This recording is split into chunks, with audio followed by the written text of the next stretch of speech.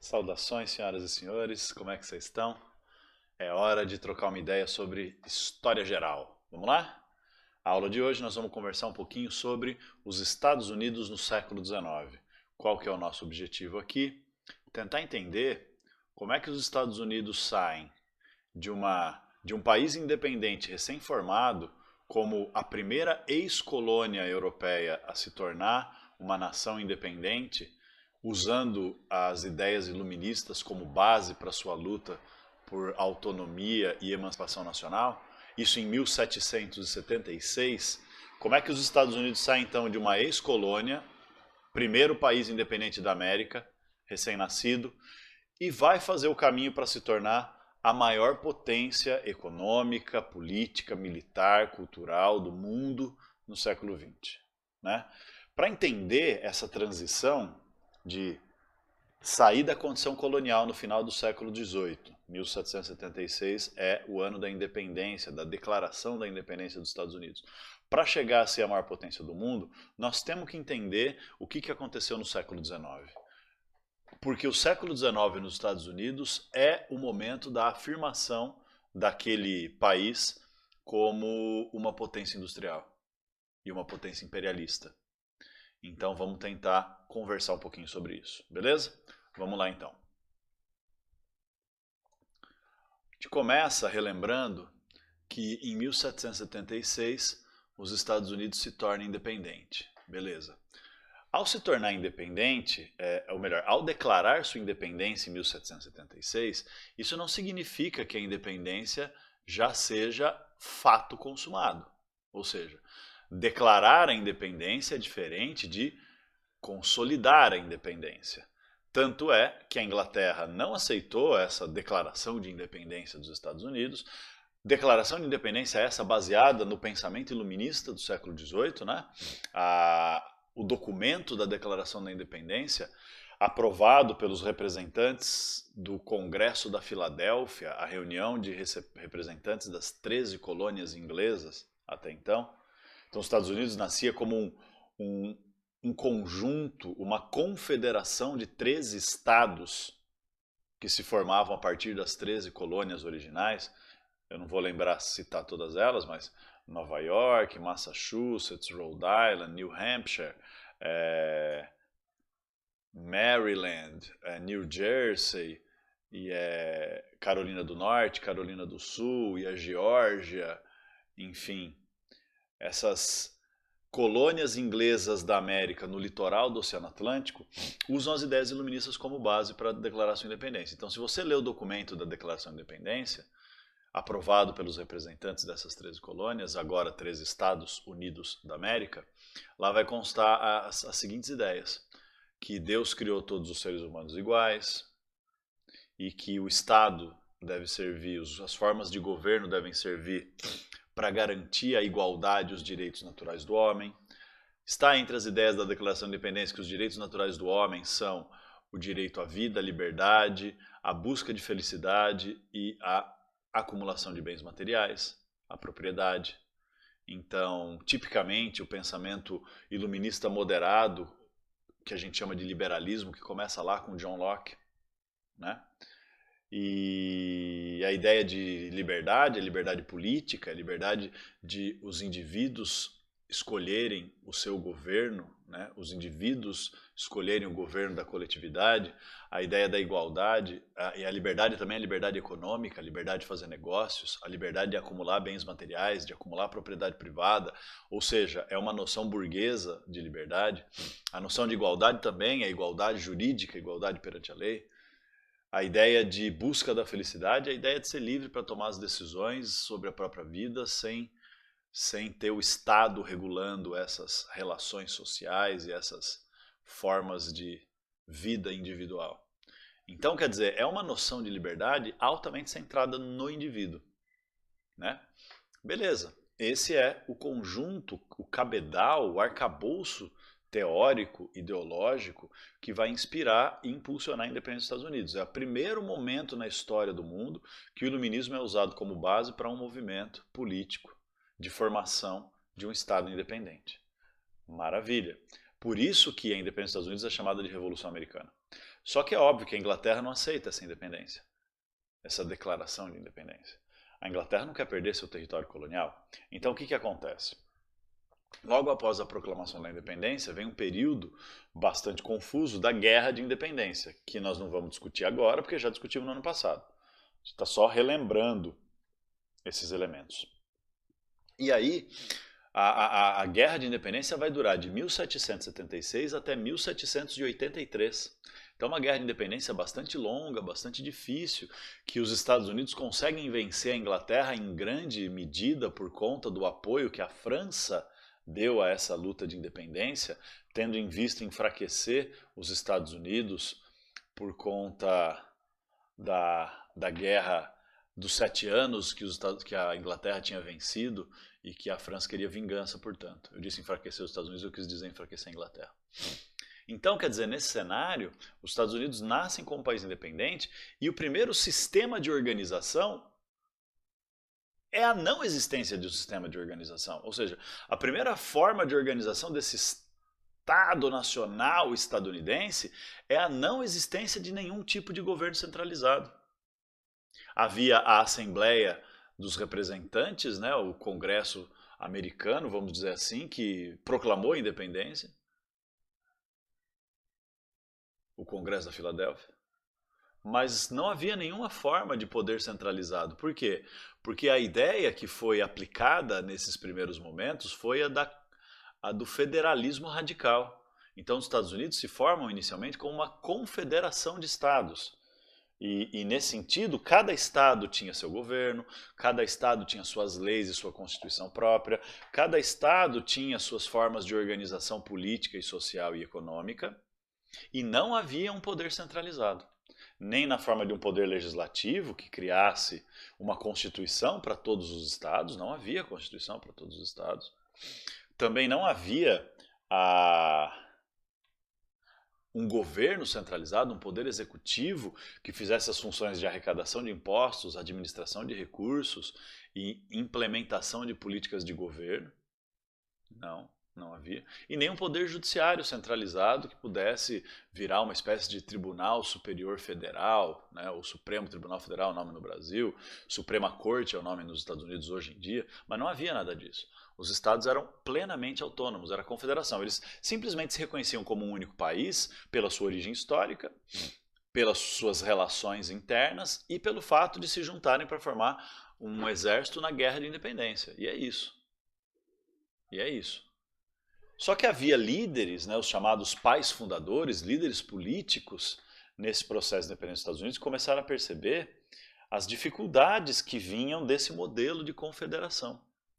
Dificuldades relacionadas à falta de uma coesão social, de uma força econômica, a falta de capacidade de garantir a independência dos Estados Unidos na medida em que os estados, sendo completamente autônomos, não formavam um sistema de coesão nacional.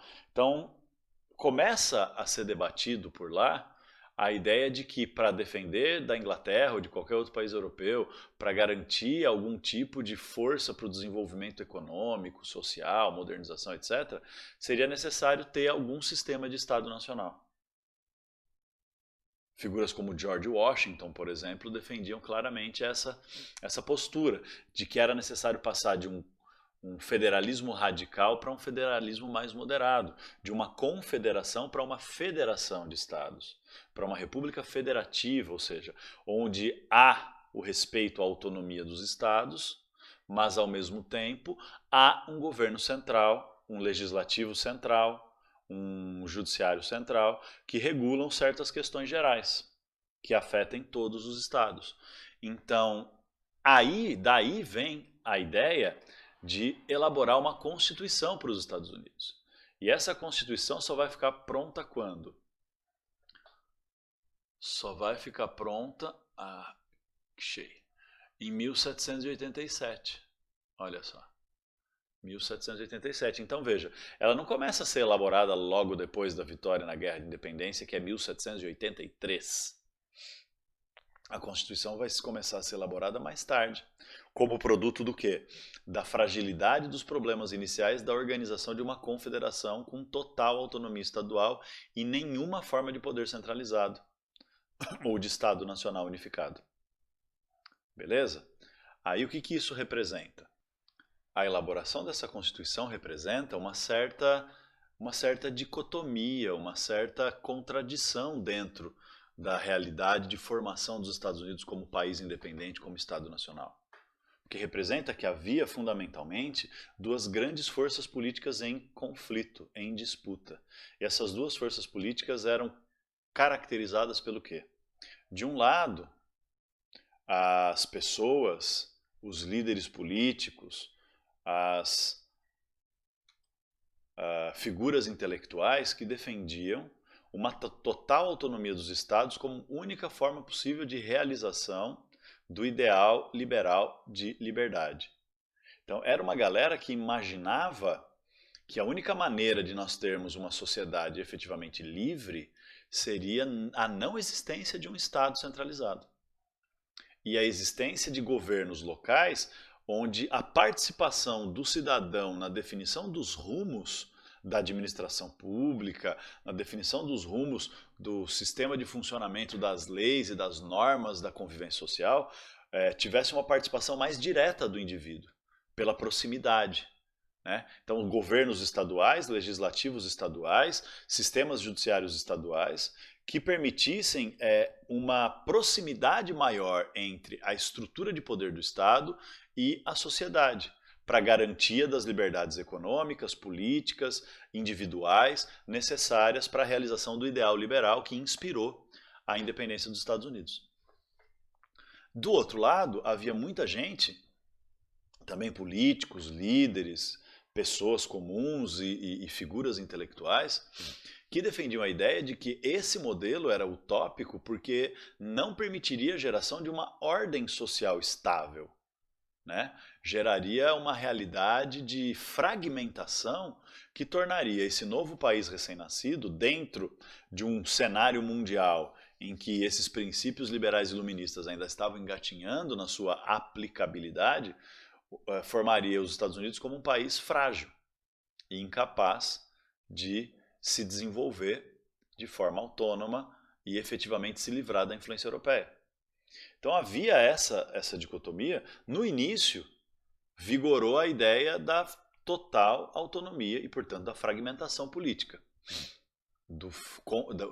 da formação de uma confederação. Mas com a Constituição, isso vai mudar. E isso, então, minha gente, esse conflito, essa disputa político-ideológica, né, de modelo de sociedade, de modelo de civilização, de modelo de compreensão da realidade, reflete o quê? Reflete uma outra treta, que não é só uma treta intelectual de modelo, é uma treta também de interesses econômicos e de desenvolvimento social.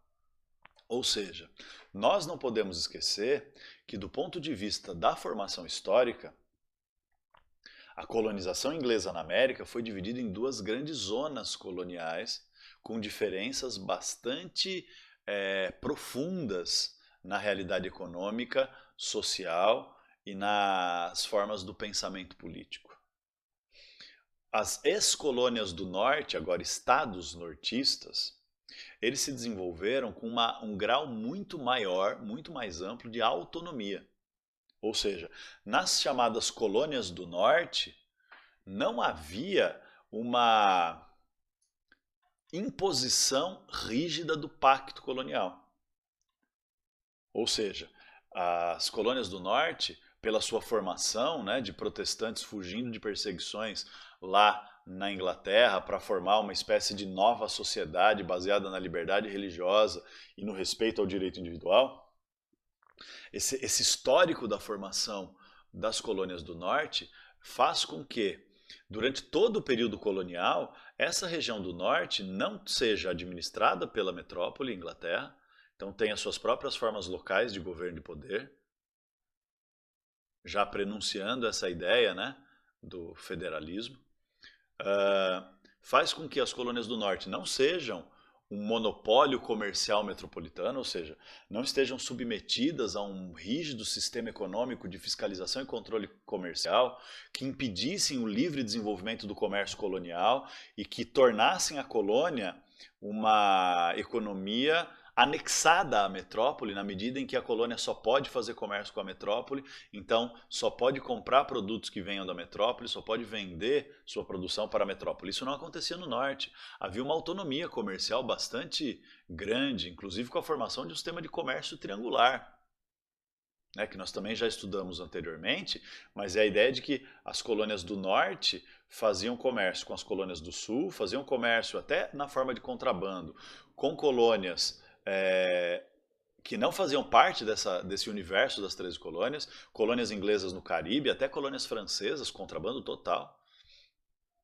Adquiriam lá produtos, especiarias importantes e matérias-primas como algodão, especiarias como tabaco ou melaço, né, derivado da cana-de-açúcar. Processavam essas matérias-primas fazendo tecidos, fazendo calçados, desenvolvendo uma manufatura, uma economia manufatureira lá no norte, produzindo rum, e atravessavam esses comerciantes nortistas, atravessavam o Oceano Atlântico para ir buscar escravos negros na África para vender para as economias de plantation, de agroexportação, que aconteciam nas regiões das colônias do Sul e nas colônias francesas e inglesas da área do Caribe. Então, veja bem, era um comércio autônomo que não estava submetido ao pacto colonial do monopólio comercial metropolitano. E também o norte desenvolve um tipo de colonização economicamente autônoma, em que, diferentemente do que diz o pacto colonial, que obriga que a colônia seja uma economia complementar da metrópole, ou seja, a colônia vai produzir e fornecer aquele tipo de mercadoria, principalmente produto agrícola, matéria-prima e especiaria, que interessa para a metrópole. No norte não. No norte a economia não vai ser submetida a esse regime de economia complementar. E, portanto, vai ser capaz de produzir uma economia muito mais diversificada, onde a base da formação econômica e social é a pequena propriedade da terra, a propriedade familiar da terra, com trabalho livre ou com trabalho familiar. Então, as pessoas que vinham da Inglaterra para formar essa colonização do norte, que por muito tempo foi chamada de colonização de povoamento, mas é um conceito considerado meio errôneo hoje em dia, porque toda colônia é uma colônia de povoamento, na medida em que ocupa o território e que gera uma nova sociedade, mas as colônias do norte eram apelidadas de colônias de povoamento, por quê? Porque elas não estavam submetidas a um regime rígido de exploração metropolitana.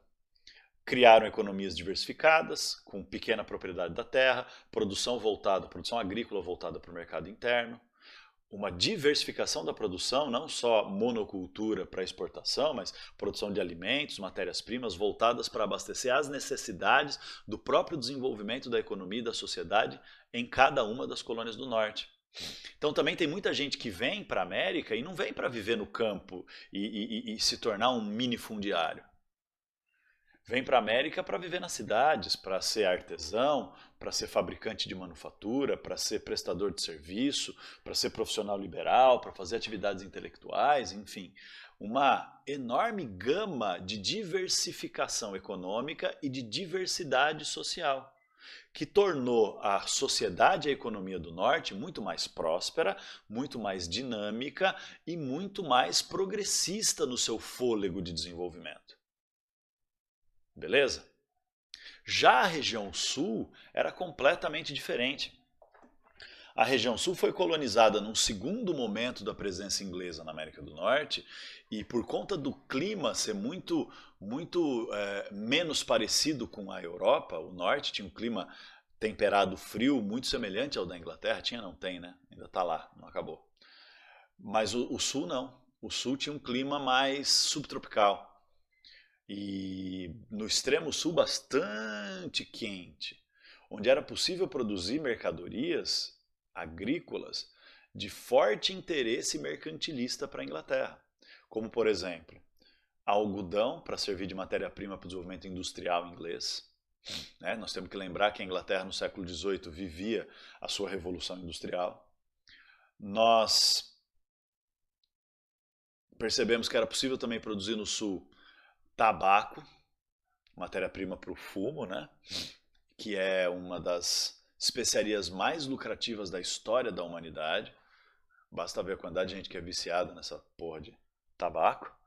Então, o Sul era, além de produzir anil, que é um tipo de corante, arroz, que é um tipo de alimento, enfim, o Sul era uma área em que a Inglaterra desenvolveu, apesar de, politicamente também, o Sul ter certa autonomia, né, a Inglaterra não impor um regime de governo rigidamente metropolitano, mas em termos econômicos e comerciais, sim.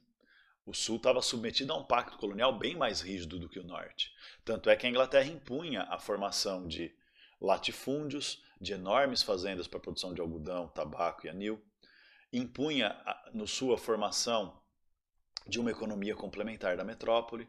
Impunha, o máximo que era possível, um certo monopólio comercial metropolitano sobre os produtos coloniais sulistas, formando um verdadeiro sistema de plantation, com latifúndio, né, concentração de terras para produção em larga escala para abastecer a metrópole.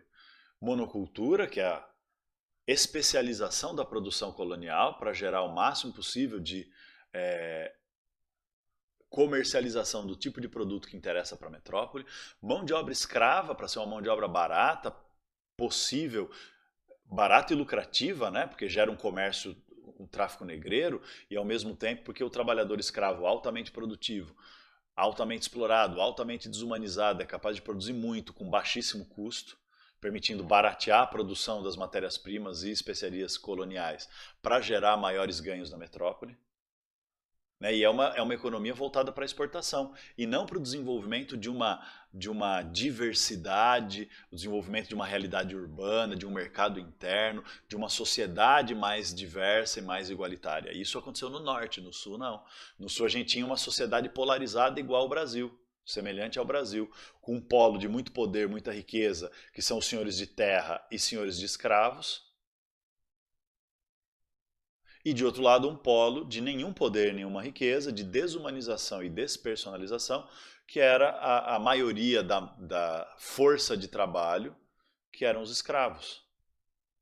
Claro que havia um espaço também para uma camada intermediária, principalmente nas cidades litorâneas, né, alguns tipos de profissionais liberais e profissões especializadas, e também o pequeno produtor agrícola nas zonas mais interioranas. Isso estava presente no Sul também, mas numa escala muito menor que no Norte, tornando a economia e a sociedade sulista muito mais parecida com a Bahia, no Brasil, né, de extrema desigualdade racial, social e econômica, que propriamente parecida com a outra face da moeda da colonização inglesa, que era o Norte, mais progressista, mais industrialista. Então, senhoras e senhores, que vai acontecer?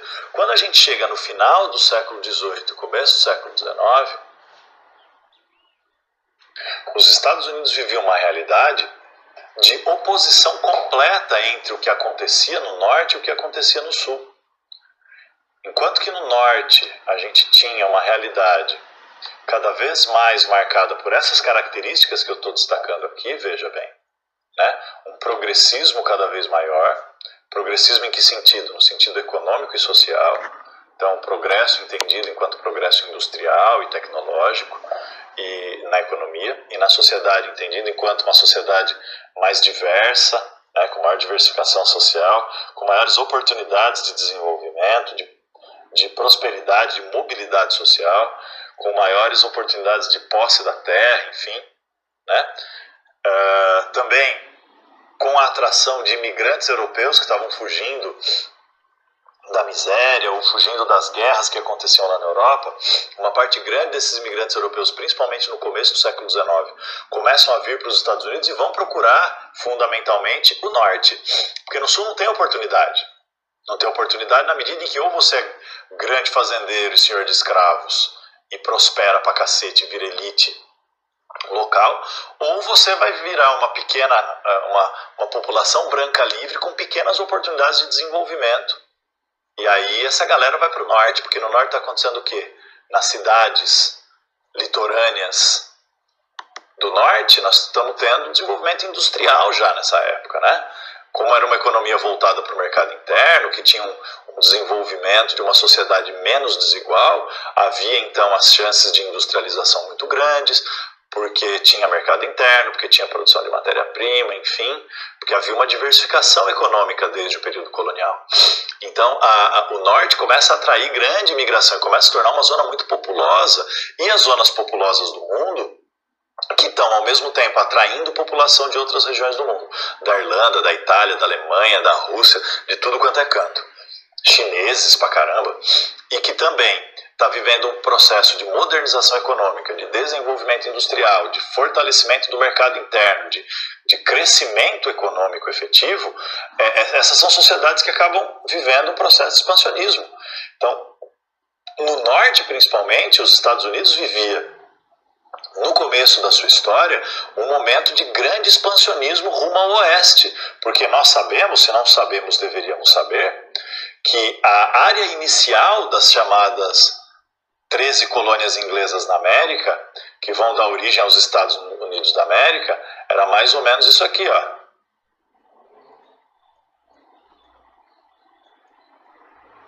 Isso aqui é a área das 13 colônias originalmente. O Maine, onde o certo político brasileiro foi fritar hambúrguer, né? Connecticut, New Hampshire, Massachusetts, Rhode Island, New York, Pensilvânia, Delaware, New Jersey e Maryland. Essas as colônias, aliás, acaba em Delaware. Essas as 8 colônias do norte até aqui. Norte. E aqui para o sul, Maryland, Virginia, North Carolina, South Carolina e Georgia são as 5 colônias do sul. E essas colônias do norte, então, estão atraindo imigrante europeu e estão começando um processo de expansão rumo ao oeste, buscando o quê? Buscando cada vez mais fortalecer o seu desenvolvimento industrial através de novos mercados, fornecedores de matéria-prima, fornecedores de recursos naturais e consumidores de produtos industriais produzidos cada vez mais nas cidades litorâneas aqui do norte, como Nova York, como Boston, como Filadélfia, né? Então nós temos um processo de desenvolvimento industrial burguês no norte. Enquanto isso, o que acontece no sul? Acontece no sul o que continua acontecendo no sul, que sempre aconteceu no sul. O desenvolvimento de uma economia agrícola, agroexportadora,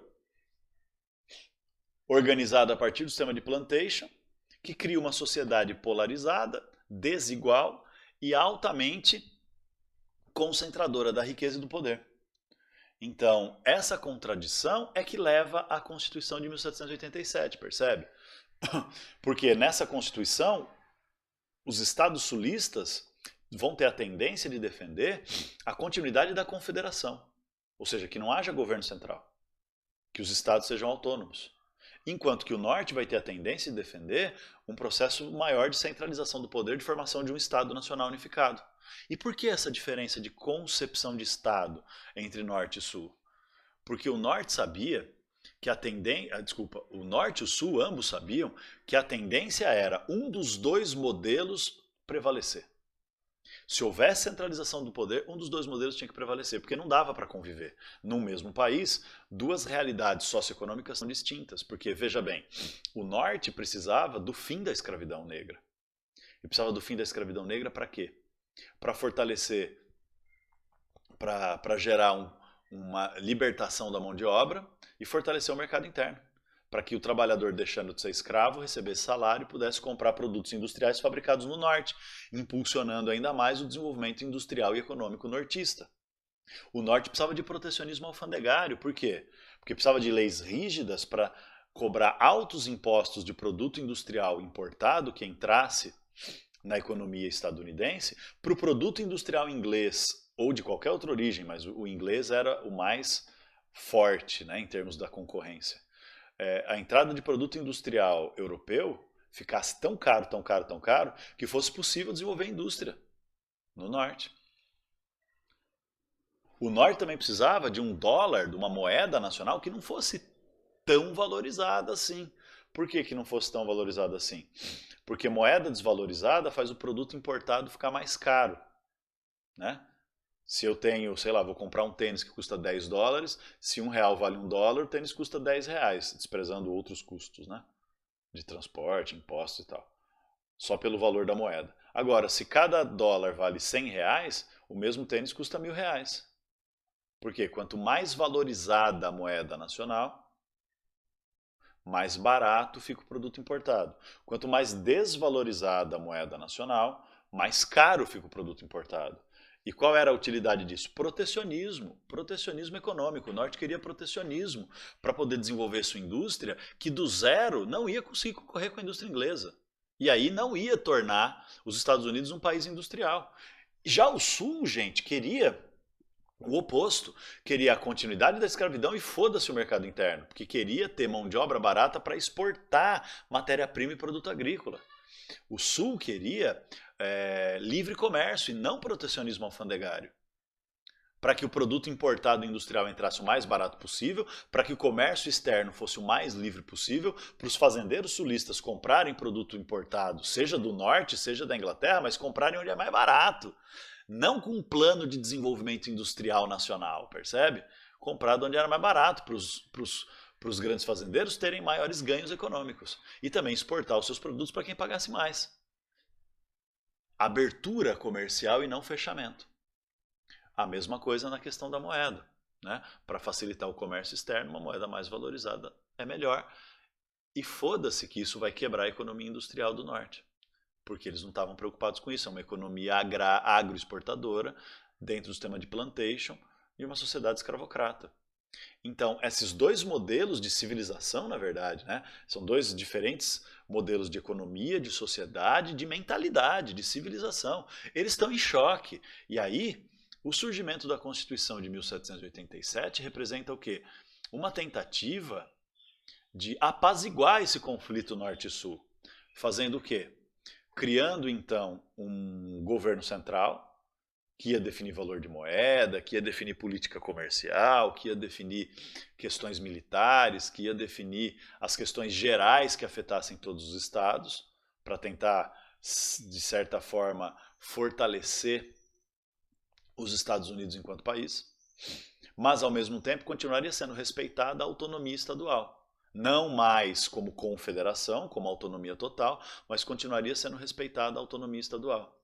De modo que os estados teriam bastante liberdade para formar seus próprios governos, seus próprios sistemas de leis, seus próprios sistemas judiciários, seus próprios sistemas, enfim, de funcionamento das instituições de Estado e das instituições de poder. Veja, é por isso que até hoje em dia a gente percebe que existe de fato uma descentralização e uma autonomia do poder nos Estados Unidos. Aqui no Brasil nós temos um único Código Civil nacional. Nos Estados Unidos não, há códigos civis estaduais. Então por isso que tem lugar, por exemplo, que qualquer tipo de droga é crime, pronto e acabou. E tem lugar que algumas drogas são liberadas para uso medicinal, como a maconha, por exemplo. Em outros lugares são liberadas para uso recreacional também, ou seja, é ok fumar maconha para ficar loucão. Tem lugar que você tem que esconder a bebida alcoólica ao consumir bebida alcoólica em público, ou nem pode consumir bebida alcoólica em público. Por isso que de vez em quando você vê uns filmes nos Estados Unidos em que o cara sai da loja de bebidas com uma cerveja, uma long neck, dentro de um saco de papel, que é para ninguém ver o que ele está tomando, para ele não desrespeitar a lei de não consumir bebida alcoólica em público, porque a estrutura da formação da sociedade das leis naquele estado é conservadora, é de origem protestante, religiosa, moralista, que proíbe o consumo de substâncias intoxicantes em público para não ser mau exemplo. Tem lugar que não. Né? O Código Penal é estadual, o Código Penal é o que define as punições para os crimes. Então, por isso que tem lugar que tem pena de morte, tem lugar que não tem nos Estados Unidos. A formação do Brasil segue um pouco esse modelo federalista. Então nós temos também um grau de federalismo aqui no Brasil, de autonomia dos estados. Então, por exemplo, os estados podem ter suas próprias universidades, têm seus próprios impostos, têm seu próprio governo, seu próprio sistema de administração. Mas é um grau de autonomia, é um grau de federalismo bem menor do que os Estados Unidos. Então isso significa o quê, para fechar essa primeira parte? Significa que é uma tentativa de fazer com que Norte e Sul se tornem capazes de conviver dentro do mesmo país, apesar de todas as diferenças, apesar da diferença de interesses, apesar da diferença de modelo, apesar da diferença cultural de mentalidade, né? O Norte mais progressista, moderno, aburguesado, o Sul mais aristocrático, ligado a uma ideia de nobreza, ligado à terra e à escravidão. E aí, minha gente, o que acontece? É esse país unido de uma maneira muito frágil, através da Constituição de 1887, que criava elementos de centralização do Estado, ao mesmo tempo que garantia elementos de autonomia estadual, é esse país que entra no século XIX. E ao entrar no século XIX, nós vamos ter a agudização dessas contradições das diferentes formas, dos diferentes modelos de desenvolvimento. Vai se tornar mais agudo o conflito entre Norte e Sul, porque o Norte desenvolve cada vez mais sua economia e sua sociedade baseado nesses princípios do progressismo, da atração de imigrantes e da ampliação da mão de obra livre e do expansionismo territorial e econômico, enquanto o Sul, apesar de também fazer um expansionismo agrário, que é muito mais voltado para o comércio externo e muito mais voltado para sustentar, para ser conservador, né? Para sustentar um modelo de sociedade escravista, latifundiária, com poder altamente concentrado nas mãos de uma pequena elite branca de senhores de terra e senhores de escravos. Mas quando começa o século XIX, na verdade, esse país, unido pela Constituição, mas rachado pelos diferentes modelos de desenvolvimento e pelas diferentes mentalidades e civilizações que habitavam o Norte e o Sul, esse país vai viver um abalo muito grande pela chamada Segunda Guerra de Independência. Dá uma olhada aqui. O que é a Segunda Guerra de Independência? É uma tentativa que a Inglaterra fez no começo do século XIX de invadir os Estados Unidos e recolonizar os Estados Unidos. Então, entre 1812 e 1814, os Estados Unidos vivem uma nova onda de guerras contra a Inglaterra. Guerras para consolidar, para garantir a independência dos Estados Unidos em relação à Inglaterra. Por que isso vai acontecer? Aí nós temos que relembrar umas coisas importantes. Lembra que Napoleão Bonaparte dominou a Europa depois da Revolução Francesa, né? Virou imperador da França e fez uma política de expansionismo? Beleza. Lembra que um dos objetivos do Napoleão era tornar a França a maior potência militar, industrial, econômica e comercial da Europa? E para isso, Napoleão tinha que derrubar a força da Inglaterra? Beleza. Lembra que Napoleão não conseguiu derrubar a força da Inglaterra, porque apesar de o exército napoleônico ser o mais poderoso do mundo, e até aquele momento o mais poderoso da história da humanidade, a Inglaterra era uma ilha e tinha grande força militar naval, e aí ficou meio que no impasse, nem a Inglaterra conseguiu invadir a França para destruir o domínio napoleônico, nem o Napoleão conseguiu invadir a Inglaterra para destruir a Inglaterra e transformar a França na maior potência. E aí o que a França faz? O que a França napoleônica faz? Para tentar ter capacidade de frear o desenvolvimento econômico inglês e transformar a França numa potência do mundo, a França faz o bloqueio continental, que é proibir os países do continente europeu de fazerem comércio com a Inglaterra. Para obrigar esses países do continente europeu a fazerem comércio com a França, isso fortaleceria o papel imperialista da França, fortaleceria a indústria francesa e levaria a uma profunda crise econômica na Inglaterra. O bloqueio continental é instituído em 1806 e estava funcionando. De fato, levou a uma enorme crise econômica na Inglaterra. Por isso que em 1812 a Inglaterra não só vai mirar nos Estados Unidos, mas vai mirar nas colônias europeias na América inteira. A Inglaterra vai apoiar as lutas de independência das colônias da Espanha, né? Então olha que contradição, ao mesmo tempo que a Inglaterra está tentando manter suas colônias e recuperar os Estados Unidos que tinha perdido, que era a colônia que tinha sido perdida, a Inglaterra financia e apoia lutas de independência e autonomia na América Latina. Por quê? Porque precisa de mercado consumidor para o seu produto industrial, porque está desesperado por essa crise econômica produzida pelo bloqueio continental. E nesse sentido, então, nós vamos ter a Segunda Guerra de Independência.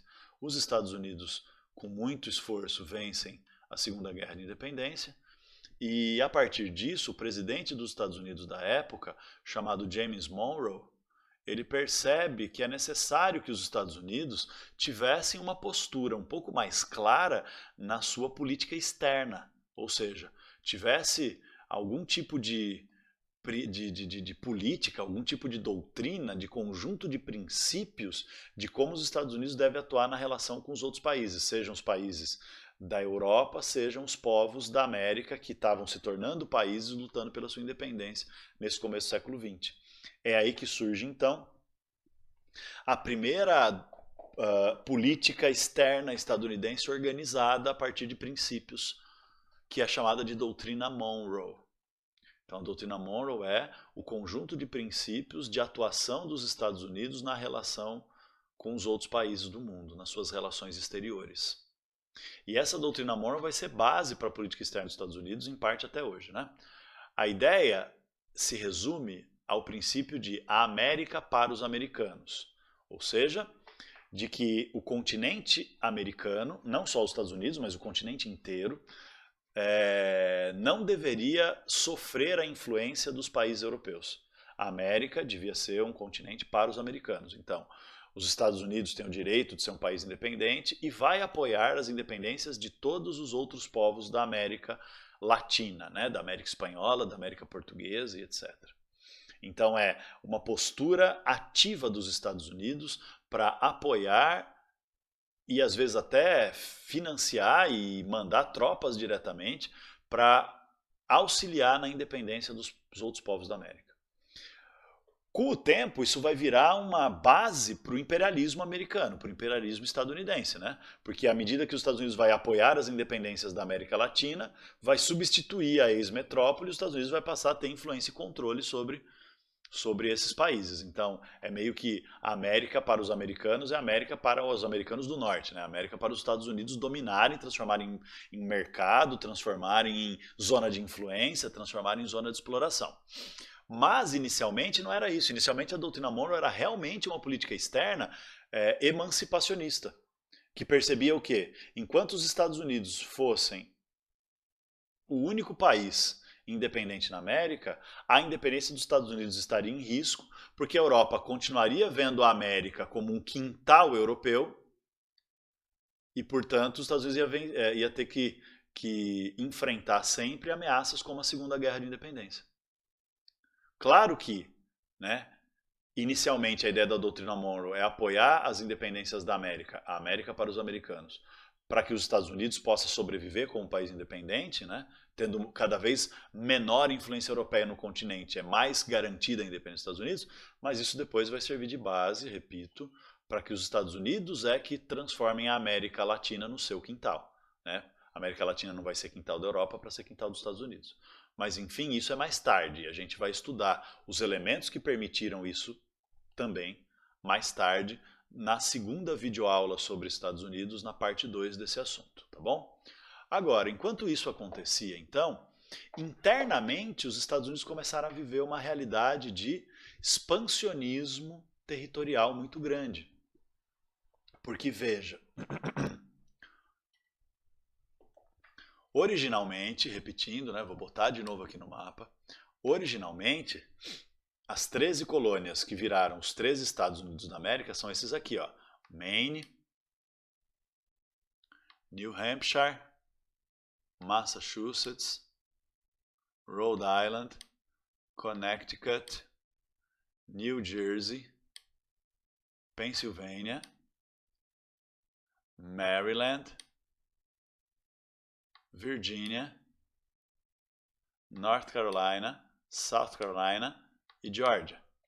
Então é essa tripa aqui de terra no litoral que compunha os Estados Unidos da América originalmente. Com a vitória na Guerra de Independência, a derrota da Inglaterra, a Inglaterra reconheceu a independência dos Estados Unidos e acabou no tratado de paz chamado Tratado de Versalhes, porque sim, a influência da França na vitória dos Estados Unidos foi tão grande que o Tratado de Paz entre Estados Unidos e Inglaterra foi negociado lá na França, que deu vantagens também para os franceses, que receberam da Inglaterra toda essa área em branco aqui, que é a Louisiana, né? a colônia francesa na América do Norte, na zona central da América do Norte. Aqui é a famosa região de New Orleans, né? Capital da Louisiana atual, que é esse estado aqui, ó, Louisiana, e que era a colônia francesa. Então, tudo isso aqui que eu estou marcando, ó, que é o que está em marrom no mapa, a Inglaterra entregou para os Estados Unidos como parte do acordo pela independência, pelo fim da guerra de independência e a derrota inglesa, portanto, nessa guerra. Então os Estados Unidos nascem com todo esse território aí. Só que realmente povoado, era só a zona litorânea das 13 colônias originais. Tanto é que a maior parte desses estados dos centro, sei lá, oeste aqui, né, em comparação com os estados do leste, mas enfim, esses estados do interior, o nome deles são os povos indígenas que habitavam a região. Olha que louco. Minnesota, Wisconsin, Illinois, Ohio, Tennessee, são nomes dos povos, e alguns são os nomes dos rios, tipo aqui, ó, Rio Mississippi, então o estado do Mississippi. Mas enfim, essas eram regiões ainda com baixa densidade de povoamento colonizador na época da independência. Então, já de partida, os Estados Unidos têm um enorme território no interior, rumo ao oeste, para ser ocupado, com produção agrícola, ser ocupado com extração de minérios e recursos naturais para financiar a indústria, e ser ocupado também pelo sul com a expansão da lavoura agrícola, né, da lavoura exportadora. Então, Mississippi, Alabama, Tennessee vão ser regiões de expansão da plantation, dos latifúndios e do escravismo típico do sul. Então, no norte, nós temos uma expansão de pequenas propriedades agrícolas e de uma economia mais diversificada e mais voltada para o mercado interno, para ajudar a desenvolver a indústria do litoral leste, né, das grandes cidades como Boston, Nova York e Filadélfia. Já no sul nós temos a expansão da lavoura agroexportadora. E beleza, por um tempo essa expansão foi rolando de modo mais ou menos tranquilo. Por quê? Porque tinha terra fértil para o sul expandir sua lavoura agrícola, suas terras agrícolas, sua lavoura de agroexportação, e tinha terra fértil para o norte desenvolver sua produção de alimentos e a produção voltada para abastecimento do mercado interno, de matérias-primas e formação de mercado consumidor através de trabalho livre. E todos estavam vivendo felizes para sempre. Só que tem um problema. Qual que é o problema? O problema é que o norte povoa o oeste muito mais rápido, porque tem muito mais gente, né? A entrada de imigrantes europeus no norte durante o século XIX faz com que o norte seja um verdadeiro dínamo, né? Um verdadeiro motor de expansão econômica e de expansão territorial e de ocupação do oeste. E aí, à medida que vai se fixando a ocupação de população no oeste, o que vai acontecendo? Essas regiões do oeste eram territórios federais, ou seja, eram áreas que não eram estados ainda, eram territórios administrados pelo governo federal. Só que conforme vai fixando o povoamento ali, a população que vive ali vai querer ter direito de ser cidadão, direito de votar para escolher representantes, para formar seu próprio governo regional, para escolher deputados e senadores para formar o poder legislativo federal do país como um todo. Porque o equilíbrio entre norte e sul era baseado nisso. Era baseado num poder legislativo que tinha duas câmaras. Uma Câmara de Deputados, ou Câmara de Representantes, e um Senado.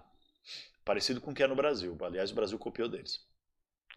A Câmara de Representantes eram representantes legislativos de todos os estados, mas com um número de representantes proporcional à população do estado.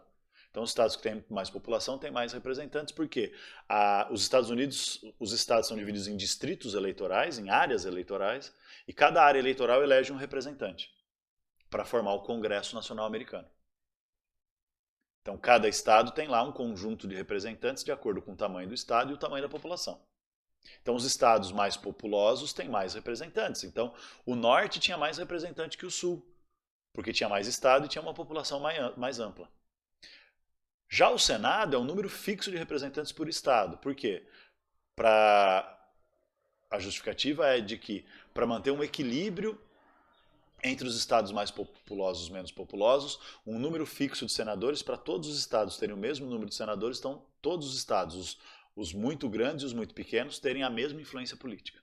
Então, para aprovar uma lei, seja ela uma lei ordinária, uma lei comum, tipo um aumento de impostos, seja ela uma lei constitucional, uma emenda constitucional que muda regras básicas, princípios e direitos do funcionamento da sociedade, do Estado, tinha que ter um acordo entre Norte e Sul para isso ser aprovado, porque a lei tinha que ser aprovada na Câmara de Representantes e no Senado.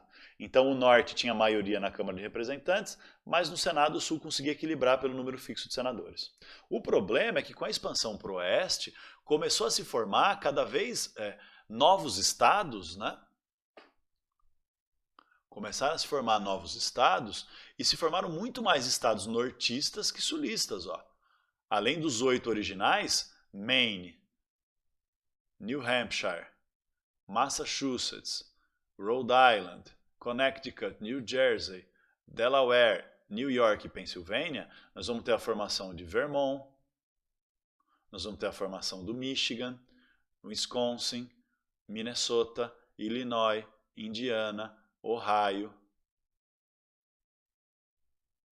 Percebe? Kentucky. Já o Sul vai ter uma expansão bem mais tímida em número de estados. West Virginia, Tennessee, Georgia, Alabama e Mississippi. E de certa forma, o Kentucky é meio que um estado dividido entre uma tendência nortista e uma tendência sulista. E aí o que isso representa, minha gente?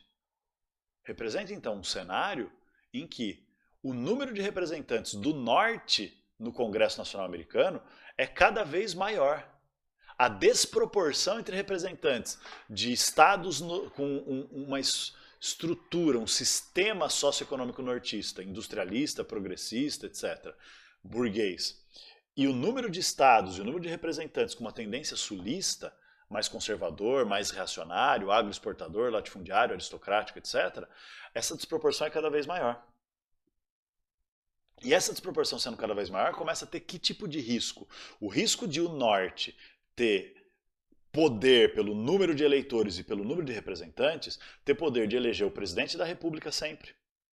E de eleger uma maioria absoluta no Congresso Nacional, uma maioria absoluta, mais de 2/3 dos deputados e senadores, e com isso o Norte conseguir mudar a Constituição para, por exemplo, tirar a autonomia dos estados e proibir a escravidão. O que foderia a economia e o poder da elite sulista, da elite latifundiária sulista. O Norte poderia ter uma maioria tão grande de representantes que conseguiria mudar a Constituição para impor protecionismo alfandegário, o que ferraria com a economia agroexportadora do Sul. Então, nesse cenário, o Sul está com o cu na mão, está preocupadíssimo desse desequilíbrio político produto da expansão rumo ao Oeste. E aí o que o Sul vai querer forçar? Vai querer forçar que sempre que novos estados nortistas surjam, sempre que uma nova região de povoamento do norte deixe de ser um território, que aí não é estado, né? O território é administrado pelo governo federal e não tem representantes, e vire um estado com autonomia e representantes políticos no parlamento, no Congresso Nacional, no Congresso americano, poder legislativo, que também o governo federal, o governo dos Estados Unidos como um todo, criasse um estado sulista, nem que seja a força. Então o que vai acontecer? Rapidamente essa expansão para o oeste vai se acelerar. E nós vamos ter o norte se expandindo para o oeste, além dessa divisa aqui. Além dessa divisa aqui. E ocupando terras indígenas que pertenciam à França, mas eram ainda povoadas por índios. Índios Dakota, índios Nebraska, índios Iowa, índios, enfim, né? De toda essa região aqui. E o Sul vai fazer esse esforço, mas perceba, o Sul se expande muito mais devagar. Então o que o governo, o que os políticos sulistas vão forçar? Para manter o equilíbrio político entre Norte e Sul e manter a paz entre Norte e Sul, é necessário que mantenha-se o equilíbrio de representantes. Que sempre que surgirem novos estados nortistas, surjam novos estados sulistas. Então os Estados Unidos, em 1803, vai comprar a Louisiana inteira da França para formar novos estados, vai tomar essa terra aqui em azulzinho da Inglaterra em 1818, vai tomar em 1819 essa região aqui que era da Espanha, né, vai comprar a Flórida, só que é invasão, né, os Estados Unidos invadem e aí dominam, e aí para não ter guerra negociam, oh, vamos fazer um acordo aí, e aí a Espanha vende a Flórida em 2 pedaços, né, a Flórida Oriental e a Flórida Ocidental. Aqui, gente, essa região toda aqui, em azul, em rosa, era México. Era domínio mexicano. Aí o que vai acontecer? Para manter o equilíbrio entre novos estados nortistas e novos estados sulistas, o governo dos Estados Unidos vai estimular que pessoas pobres do sul comprem terras dentro do México. E essa área é desértica, gente. Texas, Novo México, Arizona, é tudo deserto. Então, vai estimular o povoamento estadunidense dentro desses territórios desérticos do México. Para quê? Para fazer guerra contra o México. Então, olha só que louco, que estratégia maluca.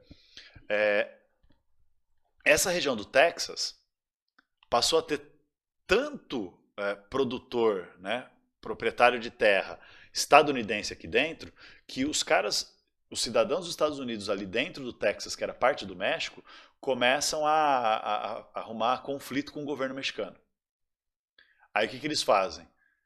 Eles declaram a independência do Texas, que vira uma república independente, um país independente, chamado República do Texas. E aí começa uma guerra da República do Texas declarando a sua independência e fazendo guerra contra o México, que obviamente não ia aceitar a independência do seu território só porque os carinha dos Estados Unidos compraram terra ali e queriam independência. Isso levou a uma guerra entre o México e a suposta República do Texas. Os Estados Unidos, que defendia a ideia de América para os americanos, falou assim, opa, nós vamos apoiar todas as independências da América, e apoiaram a independência do Texas. Então os Estados Unidos ajudaram o Texas na guerra contra o México. A hora que terminou a guerra contra o México em 1845, e o Texas ficou independente para ser um país, o Texas e os Estados Unidos fizeram um acordo e o Texas virou um estado dos Estados Unidos. Percebe? Na verdade era uma estratégia para aquilo lá virar um novo estado estadunidense. Novo México, Arizona, Nevada, olha os nomes, velho. Nevada, Califórnia, olha os nomes da cidade da Califórnia, Los Angeles, San Diego, né? Cidade do Texas, San Antonio, cidade do Colorado, Las Vegas. Aliás, Colorado, velho. Não, é Nevada, Las Vegas, cidade de Nevada. Nevada, Sierra Nevada, isso aqui é o nome espanhol. Colorado, que são as montanhas vermelhas, Colorado em espanhol é vermelho. Então percebe? É todo um processo expansionismo para tentar manter esse equilíbrio entre norte e sul. Só que nesse processo de expansão, o que acaba acontecendo? Mesmo assim, o norte tem muito mais estado nortista. E isso vai levar a uma treta. Isso vai levar a uma treta, que é assunto da nossa próxima videoaula. Só que antes de terminar essa aula de hoje, eu quero dizer mais o seguinte. Com que base os Estados Unidos fazem todo esse expansionismo rumo ao oeste, tomando territórios do México através de guerra? Aliás, você sabe que no México tem um ditado popular, né, que foi dito por um dos líderes mais importantes do povo mexicano no século XIX, que era um padre considerado um líder popular chamado Morelos. O Morelos diz, e virou um ditado popular no México, pobre México, tão longe de Deus e tão perto dos Estados Unidos. Porque, mano, os Estados Unidos fez várias guerras contra o México para literalmente roubar territórios mexicanos, que eram territórios desérticos, ou seja, não tinha nenhum interesse econômico direto. Era realmente o interesse de formar novos estados para manter o equilíbrio político entre as regiões norte e sul dos Estados Unidos para evitar uma guerra, para evitar um conflito. Para evitar que o norte tentasse mudar a Constituição, tentasse tirar a autonomia do sul, acabar com a escravidão, por exemplo, e isso poderia virar uma guerra. Então, para evitar isso, vão fazer expansionismo, forçando o expansionismo sulista no deserto. Olha que maluquice. Só que esse expansionismo todo tinha uma teoria e uma ideologia para legitimar e justificar essa corrida para o oeste. Esse expansionismo rumo ao oeste, massacrando povos indígenas, fazendo guerra e tomando terras mexicanas, comprando terra da França, comprando terra da Espanha, fazendo guerra em todas essas regiões. que era a doutrina do destino manifesto. Isso é muito louco. Isso é uma das bases da cultura expansionista e militarista estadunidense até hoje. A ideia da doutrina do destino manifesto é a seguinte, que desde o começo, lá em 1607, quando começaram a chegar os primeiros protestantes fugindo da Inglaterra para formar as primeiras colônias inglesas aqui na América, que isso era uma inspiração divina. Que o povo, os protestantes, que estavam fugindo da Inglaterra, lutando pela sua liberdade religiosa, lutando pelo seu direito de desenvolver a sua vida sem o controle de uma religião imposta pelo Estado, essa galera que vinha lutar pelos seus direitos, vinha lutar não, né? Vinha formar novas colônias para garantir seus direitos individuais, suas liberdades e sua religião, que essa galera era uma espécie de novo povo escolhido de Deus. O primeiro navio que veio da Inglaterra para formar a colonização aqui na América do Norte era o Mayflower, Flor de Maio. E esse navio atracou no litoral do norte dos Estados Unidos, onde o clima é muito parecido com a Inglaterra, para recriar um estilo de vida social e economicamente parecido com a Inglaterra, porém com liberdade religiosa e liberdade política. Esse era o plano dos caras. Né? Então, a partir do século XVII, começa essa migração de gente perseguida lá na Inglaterra para formar as colônias do norte, que são as colônias com mais autonomia, porque se formaram por conta própria, não são colônias formadas pela Inglaterra. E aí essa galera que veio para cá se achava um povo escolhido de Deus. Achava então que eles estavam vindo para a América para iniciar um povoamento de uma nova terra prometida por Deus. E que eles tinham, portanto, uma missão divina. Essa missão divina era povoar a América para criar a nova nação de Deus, o novo povo escolhido por Deus. E esse povo escolhido por Deus teria todo esse continente, todo esse enorme país à sua disposição para se desenvolver e virar uma potência gigantesca para espalhar a vontade de Deus pelo mundo. Então, essa é a ideia do destino manifesto. É uma doutrina, ou seja, um conjunto de princípios ideológicos que diz que o povo dos Estados Unidos é escolhido de Deus e que os Estados Unidos têm que ser a maior potência do mundo porque essa é a vontade de Deus. E a vontade de Deus por quê? Porque é essa galera escolhida de Deus que começou lá no século XVII a povoar aqui, é a galera que vai preservar a liberdade, a verdade e a palavra de Deus no mundo. Então que a expansão rumo ao oeste, massacrar os povos indígenas, eles foram massacrados, né? Não é um ato de violência, é uma vontade divina. Que invadir o México não é um desrespeito à soberania mexicana. É apenas a realização da vontade divina. E olha que louco, né? Essa região aqui do México era uma região bem pobre. Porque é uma zona toda desértica, gente. Toda desértica. Inclusive a Califórnia tem deserto pra caralho. A Arizona é um dos desertos mais secos do mundo. Nevada é deserto. Novo México é deserto. Texas é deserto. Que é a região que fica, né, perto ali do litoral da oeste dos Estados Unidos. Tem uma cadeia de montanhas que são as montanhas rochosas. Rocky Mountains. E se você desce, as montanhas rochosas, elas na verdade são uma espinha de montanhas que atravessa a América inteira. Lá no norte elas começam no Alasca e vêm em direção ao sul, passam ali pelos Estados Unidos, entre Canadá e Estados Unidos, as montanhas rochosas. Aí a América Central é toda a ponta da cadeia, dessa mesma cadeia de montanhas, que o resto é muito baixo, ficou dentro do mar, e a cadeia de montanhas é na verdade a América Central. E desce e vira a Cordilheira dos Andes aqui na América do Sul. É o mesmo espinhaço de cordilheira, que é do choque das placas tectônicas da América com as placas tectônicas da Ásia e da Oceania. Então, nesse processo, subiram, né, há milhões de anos atrás, subiu essa crista de montanha de norte a sul, cortando o mundo ali no continente americano.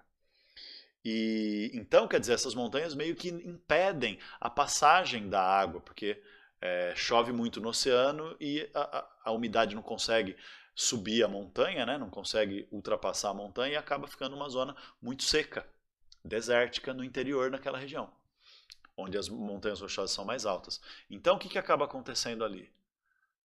Era miserável, era pobre. Só que o que vai rolar? Olha que louco. Parece mesmo que é um destino manifesto, né? Parece mesmo que é uma vontade divina se manifestando. Na Califórnia eles vão encontrar uma das maiores jazidas de ouro da história da humanidade. E hoje em dia, que nós temos uma revolução da informática, é necessário ter uma matéria-prima para fazer microchip de computador, chama silício. Califórnia é o lugar do mundo que mais tem silício. Aí no Novo México, no Arizona e no Texas, os filha da puta vão encontrar petróleo no século XX. Vão comprar o Alasca da Rússia em 1867. E no século XX vão encontrar petróleo e gás natural no Alasca pra caralho, assim. Então, umas coisas que a gente fala, nossa, mano, só pode ser vontade divina mesmo, só pode ser o destino manifesto mesmo.